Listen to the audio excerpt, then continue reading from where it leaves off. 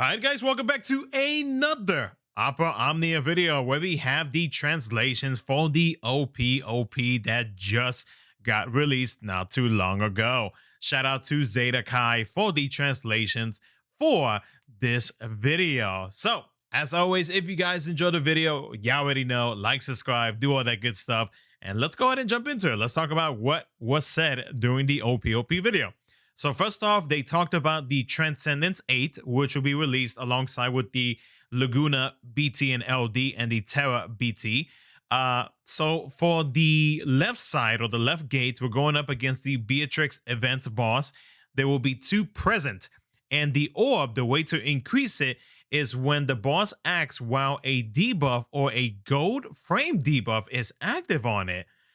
So does that mean that, wait, Terra doesn't have the gold frame debuffs, and only Sephiroth and Kadash has. So that means Laguna might have a gold frame debuff now. Ooh, we're about to find out. For the right side, we're going up against the Leo co-op event boss. There will be 2 present. The orb goes up when a character acts consecutively. Okay, so that is mainly for Terra whenever you use her LD ability. Oh, there's a few other units that can actually do that as well, like say Papalimo. Papalimo is another good example. Another good unit that could work just fine against this against the right side for this Transcendence, because like with his kit now, he pretty much gets a good amount of instant turn rate now. So that's another option, and that's actually a pretty good amount of options. As well, you even got Titus as well with a skill 1 and his LD. There's actually a pretty good amount of options for the right gate. For the center gate, the final gate, we're going up against the Quartz Disaster and Savage Drake. The boss mechanics change when reaching a certain HP threshold, and in Open or Sook's words, don't use the same tactic over and over. Okay, so that's different than the normal type of fight. But is there a Lufenio orb, or is this just gonna be something a little bit different from what the orb normally is, and it's just gonna be like, hey, you just need to, do different type of strategies in this one fight.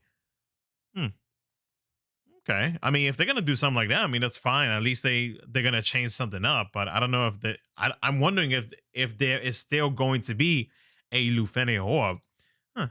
Interesting.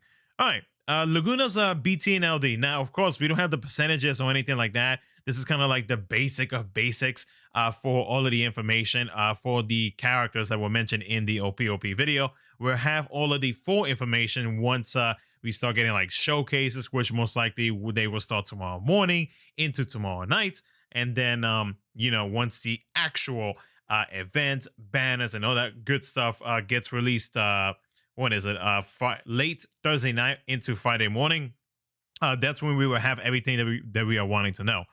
So for his LD weapon for Laguna, Ragnarok Blade, it's an AoE ranged brave plus an HP attack. He gives himself a buff called The Fairy Has Arrived, and all targets receive the Coochie treatment. I'm going to leave it at that. The Fairy Has Arrived debuff gives him a stat increase and acts like his son and gains a follow-up. Ooh, nice. Which is an AoE ranged brave plus an HP attack. The debuff, the debuff Coochie treatment is a stat down, and the effect increases based on debuff down. So is this a stackable debuff potentially? Coochie. I can't get over that debuff name. But yeah, this might be a stackable debuff possibly, or it might be based off of the amount of debuff that the enemy has. I don't know. It might be one of those 2 options.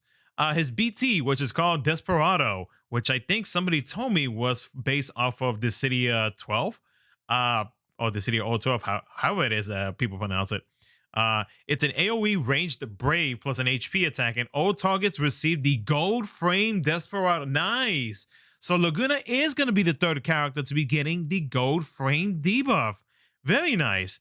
So the debuff Desperado is a stat down, defense down, HP damage taken up, and it deals additional HP damage to all targets when attacking a target with this debuff, and the potency is based on Laguna's attack.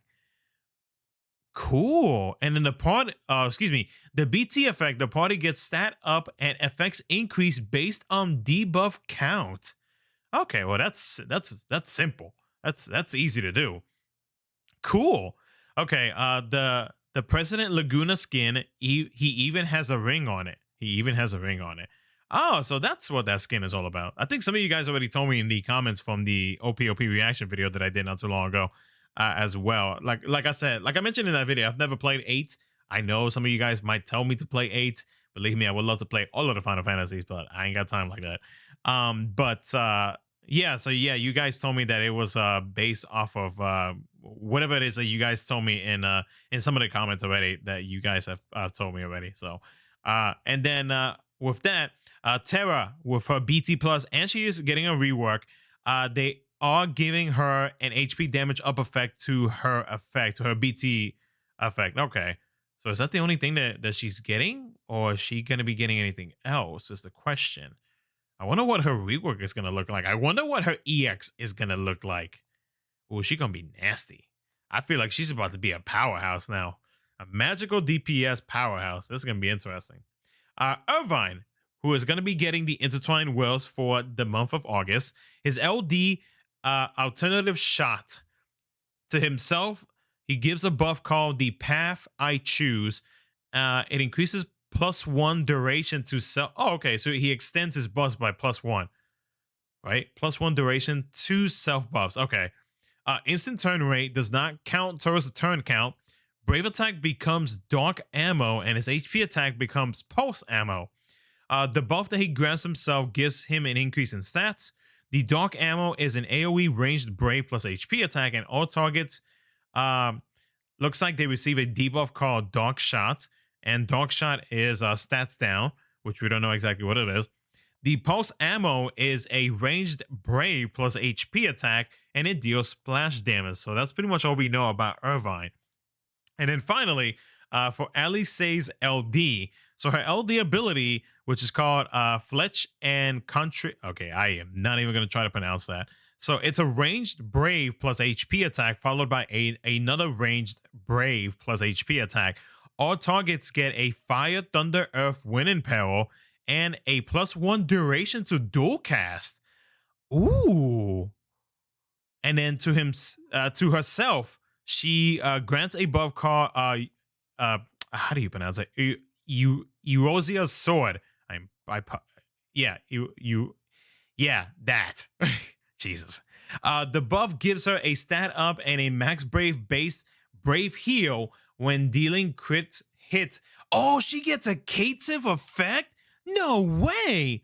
Ooh, I like that.